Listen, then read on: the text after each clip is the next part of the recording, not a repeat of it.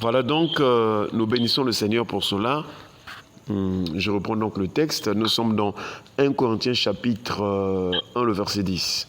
Il est écrit « Je vous exhorte, frères, par le nom de notre Seigneur Jésus-Christ, à tenir tous un même langage et à ne point avoir des divisions parmi vous, mais à être parfaitement unis dans un même esprit et dans un même sentiment. » Voilà donc le texte que nous sommes en train de nous partager. Et donc la première question, c'est de savoir qui est en train d'exhorter qui. En train d'exhorter qui. Voilà. Là, nous voyons Paul est en train d'exhorter les chrétiens de Corinthe. Mais nous savons, comme les bien-aimés venaient de le dire, que cette parole ne se limite pas à l'église de Corinthe. D'ailleurs, du temps de Paul déjà, quand il exhortait, il pouvait demander à ce que les mêmes lettres soient envoyées dans d'autres églises. Il en a fait déjà entre l'église de Colosse et l'église de Laodicée. Voilà, il avait demandé aux chrétiens de Colosse d'envoyer les mêmes lettres aux Laodicéens et il avait demandé à ces derniers d'envoyer aussi les lettres qu'il avait écrites là-bas à l'église de Colosse. Donc il y avait, les lettres étaient destinées non pas pour une église, mais pour le corps de Christ. Cela voudrait dire que ces paroles aussi nous concernent actuellement.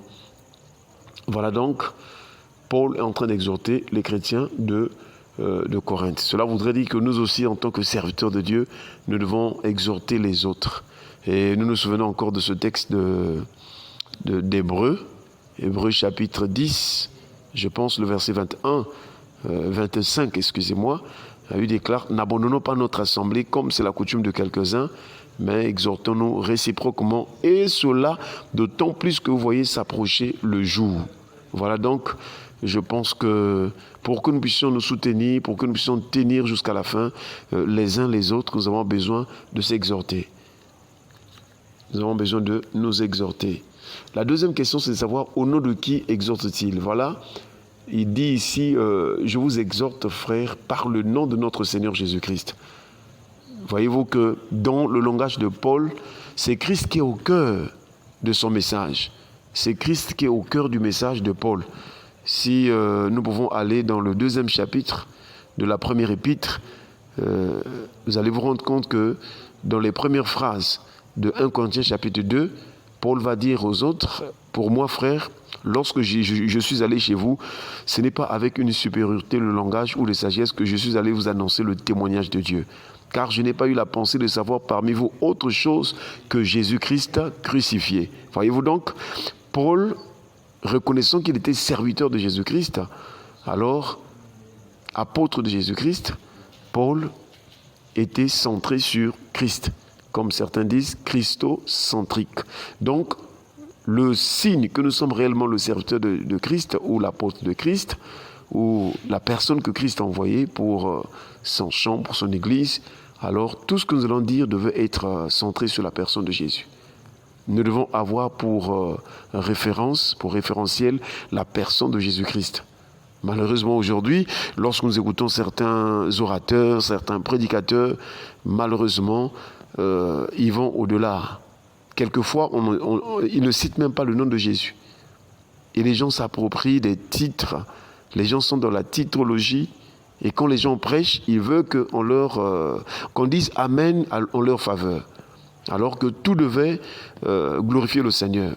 Vous allez voir que dans cette première épître de Corinthiens, je crois le dernier verset là-bas, je crois le verset 30 ou 31, la Bible déclare « afin que l'on se glorifie dans le Seigneur ». Donc toute la gloire doit être dans le Seigneur Jésus-Christ. Et voilà pourquoi donc Paul, il fait mention donc de Jésus en disant « je vous exhorte au nom de notre Seigneur Jésus-Christ ». Nous aussi nous devrions faire le même. Tout ce que nous allons faire, Christ doit en être le centre. Pourquoi? Mais parce que tout simplement, tant pour l'Ancien Testament que pour le Nouveau Testament, c'est Christ qui est au centre. La parole de Dieu, c'est Jésus-Christ. Que ce soit pour l'Ancien Testament ou pour le Nouveau Testament. Nous avons souvent rappelé ce texte de la rencontre de Philippe et Nathanaël, où il pouvait dire, nous avons trouvé celui de qui Moïse a écrit dans la loi, et dont les prophètes ont parlé, Jésus-Christ, fils de Joseph. Voyez-vous, la loi et les prophètes parlaient de Jésus-Christ. Jésus aussi a rappelé, dans Jean chapitre 5, verset 39, il a dit « Vous sondez les Écritures parce que vous croyez avoir en elles la vie éternelle, mais c'est elles qui rendent témoignage de moi. » Donc la parole de Dieu témoigne la personne de Jésus-Christ. Cela voudrait dire que nous aussi, en tant que serviteurs de Dieu, alors nous devons avoir pour référence ou pour fondement la personne de Jésus. Et c'est pourquoi, lorsque Jésus pose la question à ses disciples, je crois dans Matthieu chapitre 16, il dit « Qui dites-vous que je suis au dire des hommes ?» Et Pierre va répondre pour dire « Tu es le Christ, le Fils du Dieu vivant. » Jésus lui dit « Ce ne sont pas la chair et le sang qui t'ont révélé cela, mais c'est mon Père qui est dans les cieux. » Et ensuite, il dit à Pierre « Tu es Pierre, sur cette pierre, ou sur ce roc, je bâtirai mon église. » Donc l'église est bâtie sur la révélation qui est la personne de Jésus-Christ. Et donc, tout ce que nous allons faire devait glorifier le Seigneur Jésus-Christ. La Bible, c'est lui. La parole, c'est lui. Malheureusement, aujourd'hui, les gens prêchent, mais pour se montrer qu'ils sont quelque chose, qu'ils sont ceci, qu'ils sont puissants, qu'ils sont riches, ainsi de suite. Malheureusement. Alors, la troisième question, c'est de savoir quel est le thème de son message. Le thème ici, c'est l'unité, comme les bien-aimés venaient de le dire. Nous bénissons le Seigneur, l'unité. Vous allez voir que, toujours dans la Sainte Doctrine, je crois, ça doit être l'épître de Paul aux Éphésiens, le chapitre 4. Il a consacré le chapitre 4 à prêcher l'unité de la foi. Et c'est là où il fait mention qu'il y a un seul Dieu, un seul baptême, un seul Seigneur. Voyez-vous? Donc l'unité, l'unité. Et là où il y a l'unité, c'est là où il y a la paix, il y a l'amour. Donc, ici, Paul, constatant qu'il y avait des divisions parmi le peuple, alors il vient leur rappeler que, en fait, la personne qui nous a sauvés, nous a réunis, afin que nous soyons un. Comme le Père et le Fils sont un, nous aussi, dans le corps, nous devons être un, nous devons être unis. Nous devons être unis. Et le signe, c'est ce que Paul est en train de dire. Il précise que cette unité devait se baser sur un même esprit, un même sentiment. Voyez-vous, aujourd'hui, quand nous voyons dans les églises, nous voyons même dans les communautés et tout, les pasteurs évoluent vraiment séparément. Et les gens n'ont pas les mêmes sentiments. Au point où vous allez remarquer que même quand il y a des débats sur la toile, des débats dans les médias, au point où les pasteurs se séparent en queue de poisson parce que déjà, ils n'ont pas le même sentiment. Voilà. D'autres sont orgueilleux, d'autres sont, voyez-vous, qui témoignent des mauvaises émotions, des émotions négatives, des sentiments négatifs. Voyez-vous, donc c'est très important de savoir que l'unité concerne aussi, ou l'unité est basée sur un même esprit et aussi un même sentiment. Voilà, bien-aimé le Seigneur. Et la quatrième question pour terminer, c'est de savoir, y a-t-il des similitudes ou un lien entre l'église de Corinthe et les assemblées chrétiennes d'aujourd'hui? Bien sûr que oui. Bien sûr que oui. Il y a vraiment des similitudes. Et comme a dit la sœur Rebecca aussi, le frère Patrick, l'église d'aujourd'hui est allée même vraiment dans les extrêmes. C'est vrai que c'est aussi l'accomplissement de ce que le Seigneur nous avait dit, que parmi les signes précurseurs de son avènement, il dit « Et parce que l'iniquité se sera accrue, l'amour du plus grand nombre se refroidira. » C'est triste, ce que nous voyons actuellement, c'est pas possible. Je vous assure, c'est triste. Donc, tellement de divisions dans le corps de Christ.